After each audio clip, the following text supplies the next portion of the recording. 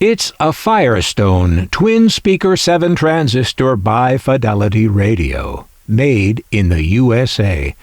Not stereo, just 2 speakers.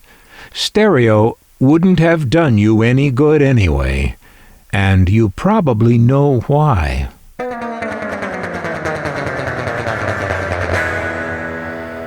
Yes, you know why.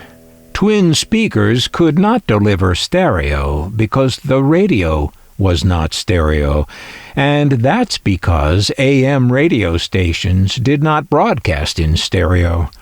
FM radio stations did, beginning in 1961, but not AM. There was a push to develop AM stereo in the 1970s and 80s, and I don't even know if that got implemented. I stopped paying attention when AM radio turned into what we now know as AM radio. This Firestone has a pretty underpainted front that looks deluxe and, cheap at the same time. Perhaps it's that mirror finish look. Or perhaps it's just me and other people don't think it looks cheap at all. I don't know. The handle here also serves as a stand on this radio.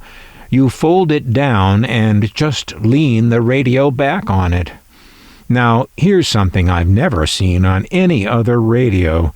The way this back is held on. Instead of tabs to hold it on, or a screw or two to fasten it, instead of that we have these 2 clips, one on each side, that just sort of snap on over the side mounts. It's a pretty fussy arrangement, but it works. Unique. Once we get inside this radio, we see that it takes AA batteries, 6 of them, delivering 9 volts. Penlight cells or mercury cells. Oh yeah, it says, for longer life, use mercury cell, Mallory type ZM9. The longer life referred to is the battery's life, not yours. Mercury's effect on your lifespan could be quite the opposite. That's why mercury batteries are banned today in many countries, including the United States. The label says, the Firestone Tire and Rubber Company, Akron, Ohio, USA.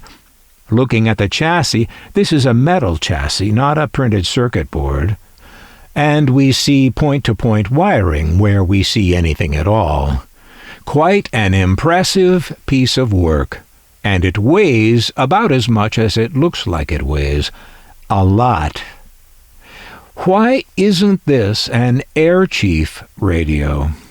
That's the name Firestone had been putting on their radios since 1940, and continued putting on their radios after this one. Witness this made-in-Japan Firestone Air Chief model from around 1960. But somehow the radio we are looking at today, from around 1957, is just a Firestone, not an Air Chief. It may seem strange to think of buying something like this in a tire store, this being what we would today call consumer electronics. But back in those days, lots of tire stores sold these sorts of items. Not just Firestone, but Pep Boys, Goodyear, Western Auto, B.F. Goodrich, and others.